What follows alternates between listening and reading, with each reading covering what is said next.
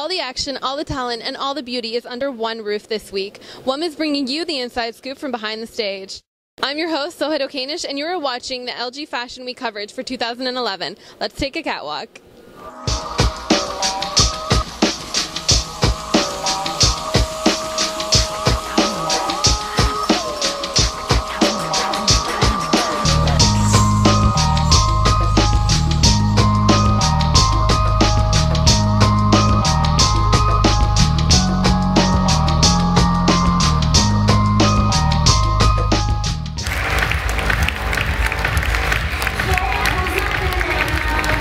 Okay, we are backstage with Wesley Badaniak, the amazing designer behind Lova's. Congratulations. Thank you. Thank you for coming. Thank you for inviting us. Thank you for having us. We noticed your collection. It was beautiful. It's absolutely beautiful. We're not used to seeing Lova's doing a lot of black. I know, it's weird for me, especially after spring, which was a lot about color. But I wanted to ground the collection a little bit, and it was about keeping it moody, and I wanted people to notice the texture a lot, so it was pairing blacks of different textures, or it was a way to kind of pop more muted tones. I noticed that there was a lot of fabric, there was a lot of play on like jewelry, there was a lot of like the material. It was just it was very like shiny and things like that. We were trying to do a mix, so it was about playing, you know, putting a bit of sheen here with a leather belt, with a brass ring, and then a silver something on a jewelry, and then a knitwear piece, and it was about mixing all these textures together and playing up that layering aspect, so it didn't look so like a dress. We wanted to show women how they would wear these, you know, cocktail dresses, how you could wear it for the daytime, throw off that sweater, and then wear it at nighttime as well. And you said the inspiration came from your mother. My mom and my aunt, yeah, her twin sister, and just their experience they had moving from Croatia to Canada. My aunt had moved here first a couple years. They were separated. By the time my mom got here, my aunt was completely westernized, and my mom was still like wearing her clothes from the village, you know. So it was this idea. Then my aunt taught a lot of my mom, like, you know, what Canada's about, like, you know, how you have to act here. It's different, and it was about really assimilating, or integrating, I should say, into the culture. So retaining elements that are important to them, but then also adapting to this new country. Okay, so the collection was mostly kind of that middle ground between that integration process from Croatia to these very traditional floral prints, but done in a very new and interesting way. Or it was mixing kind of like, you know, this random cropped pant with a beautiful wool coat. Like, it was just doing all these odd combinations that you wouldn't normally see. And did you get a lot of feedback from your aunt and your mother? Like, were you No, my aunt, this is the first time she's seen it. She didn't even know I was going to do it. She didn't even know I was going to do the photos of them and everything. And my mom, I warned yesterday. I was like, FYI, this is what's going on. And she was like so nervous. My mom's seen random things, but I tried to shield things from her so she wouldn't really see the full looks together. So she's surprised, yeah. And what did they think? Are they here? Like, yeah, they were the last ladies in the audience who I speak to them possibly? No, not back here. No, they wouldn't come on camera. No. What did they think? Well, it was like teary at the end, so. Yeah. Do you think you could see them in the pieces, or? They were wearing Lovas on the runway. They always do, and they definitely would wear it. Yeah, for sure. Yeah, that's beautiful. We also hear you are on the cover of WUM. Yes, I heard I'm on the cover of What's Up, Mississauga, which is exciting. That experience? It was terrible. No, I'm kidding. It was a great experience. It was great. You guys were really easy to work with, so thank you for having me. And the models love the design. Good. Yeah, absolutely love them. Good. I want to ask you a little bit about the Toronto LG Fashion Week, and just because you founded the company in 2008, and you've gained a lot of success in a short period of time. Very popular. That's what they tell me. You are very popular. Mississauga knows it. So how has it changed? How has Fashion Week progressed? And you just get better organized every season. I mean, it's a progression. You know what to do, and it kind of gets easier. I think obviously Fashion Week every season's grown, and it keeps growing and keeps growing, which is great. But I think it's more, I think for you guys, you'd notice the change more than I would, because to me it's kind of been the same setup, but I think it's outside, it's seeing the amount of people who come and all the visitors, that's where you really see the change. Okay, and what would you say to younger designers who are trying to establish a brand and take it to I think the first thing, if you're a young designer, concentrate on your product, concentrate on getting your name out there and getting into stores, and worry about fashion shows later. Build a great business and a loyal following, and the fashion shows will follow, and you'll have great success. All right, thanks so much. No Thank you, Lovis. Thank you. you. I said the whole world is letting me down now. I said the whole world is letting me down. Cause my name is getting around. I said the whole world is letting me down now. I said the whole world is letting me down. Cause my name is getting around. I said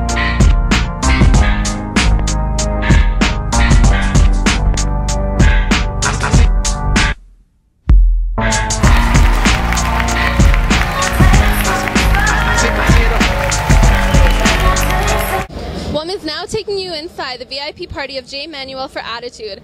Let's see which Canadian stars are supporting Jay tonight. I said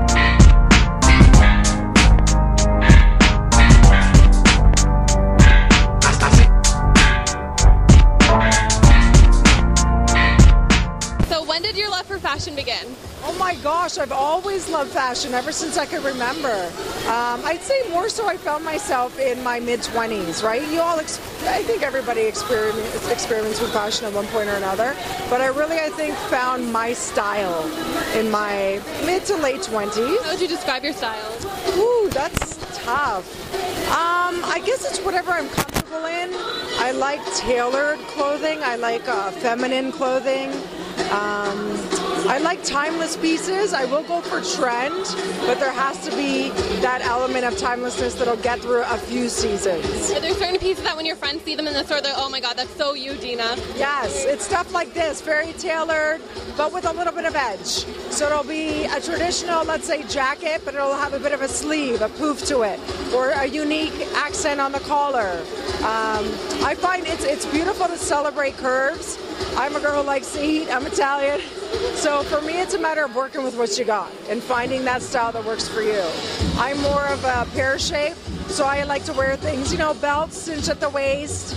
I'm very tall, so I sometimes feel awkward in items that other girls could rock. So it's about finding that comfort zone with yourself and just making sure you're comfortable, because if you're comfortable and you feel good, you can rock anything, really. How is walking the runway? Oh my gosh, it was a dream. I had a blast. I mean, it was for such a great cause, raising, of course, awareness on heart disease, and a great group of designers, a great group of women and men this year lending their celebrity. And it was a lot of fun, but at the same time, we really wanted to make sure we brought the right attention to what is a very serious disease. So that's why you wear red. It's bright, it's bold. And I said, I gotta have fun with it. I mean, let's be honest, I'm not a professional walker. I'm not gonna try to be a professional walker. I'm gonna have fun, play me something hot. We played. You have the height though, you have the height, you have the look. I got the height, I'm a klutz. So I said, play Who's That Chick, and I'm gonna dance. And that's what I did. And did Lovis, was Wesley the one who came and approached you about it? Or? Wesley they paired us up. So I've always been a fan. He does a beautiful job. Very feminine, beautiful lines. He's actually covered the girls for the spring issue, for the cover of the spring issue for WOM, yeah. Oh, I love Wesley. He's so amazing. So, it's awesome that he gave me something that I could move in, dance in. I was a little bit nervous about the thigh-high slits, so he actually stitched them up quite a bit, but it was still quite high. So I thought, let's have fun with him. We did a faux tattoo that said heart health, and he drew it on the thigh. So that was sort of our cheeky or leggy reveal with the dress to have fun with it. And are you here to support Jay? Oh my gosh, I love Jay. I worked with him years ago when he first started hosting Canada's Next Top Model, and I actually was able to partake as a guest judge for one episode. Instantly clicked. I so admire him. His work ethic, his passion, his creativity, his talent, all of that was showcased here tonight on that runway. What a daunting task for him to take on this brand new beast in the fashion industry. He did it exquisitely. You saw the lines, the color. What was your favorite piece? Oh my gosh, Yasmin's big beige long coat with the trim. I can only pick one. I also loved the gray overcoat. See if they show it. It was very tailored, very dressy. I love the wide gray trouser leg and the staple, which is of course the pencil skirt. Loved it. Yeah, very beautiful pieces. Now, just getting back to you, you're a really great journalist. Oh, thank you. How does, for you personally, how does journalism connect to fashion? It tie into fashion? My gosh, you see like an iconic figure like Jeannie Becker. She has parlayed it into such a successful, incredible career.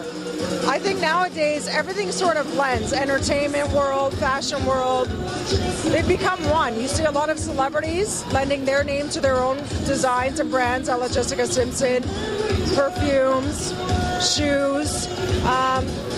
I think there's a fusion. A lot more people are owning their own style, so they want to be able to churn it out and have other people like what they like to wear and buy. So I think it's kind of all in the same realm of entertainment now, Yeah, sure. Have you ever been to Mississauga? I have, of course. Square one. Oh, yeah. Shopping. Oh, my God. What would you like to say to your fans in this song? Oh my gosh, everybody in the song! I know you don't like that, but I love you guys. Thank you for watching BT, making us a part of your morning, and stay looking fierce, as Jay would say. Wow. Thank you.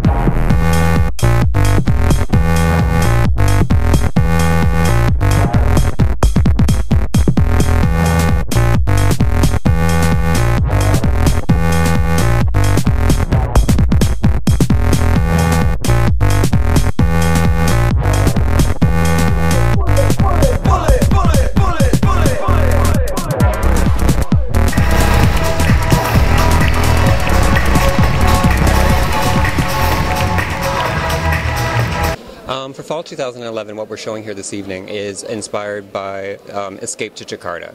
And the whole idea of not necessarily Jakarta being what was a main influence in terms of the techniques of the fabrics and the colors and all of that, but this whole idea of a mental, like a lot of people I know have been going on vacation, just wanting to escape. And I kept hearing that over the past few months, like I just gotta hit the sun, hit the sand. And that sort of really translated to me in terms of, let's just escape a little bit.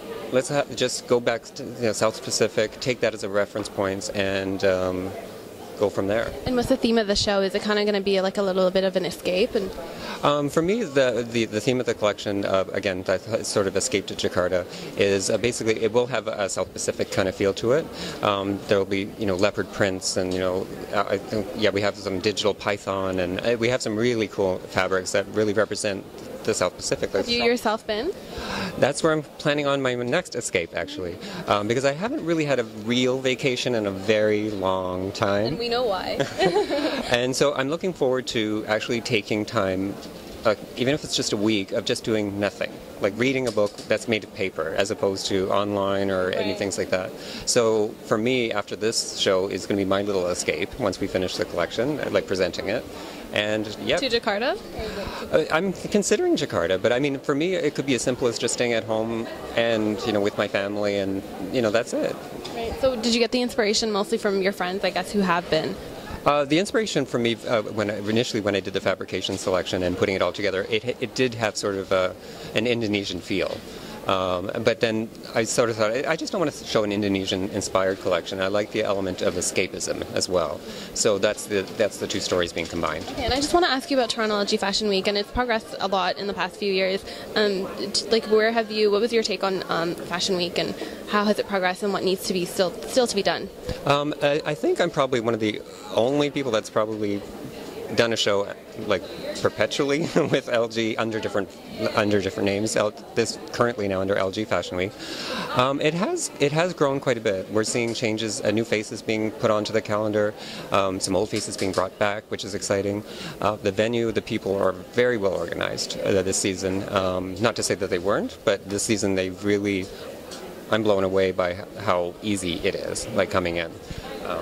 And no, it's grown. It's grown immensely, actually. And I just have to ask you, you're probably the closest that anybody's going to get to Barbie and Ken. How is it working with them? My relationship with Mattel and Barbie and Ken has been wonderful. They're such a wonderful company to work with. They give me, complete freedom on what I did in the past and what I'm doing in the future. And and they're back together now, after we're all happy about that. They're back. Barbie and Ken are back together. So yeah, it's just a great. I love collaborating with people, and that's part of this is our 16th anniversary as well. This show, and really it's a celebration of collaborations with the best and most talented people in this country, and it's all under one roof tonight, and that's what's exciting. Okay, thank you, and thank you for doing what you do to Toronto.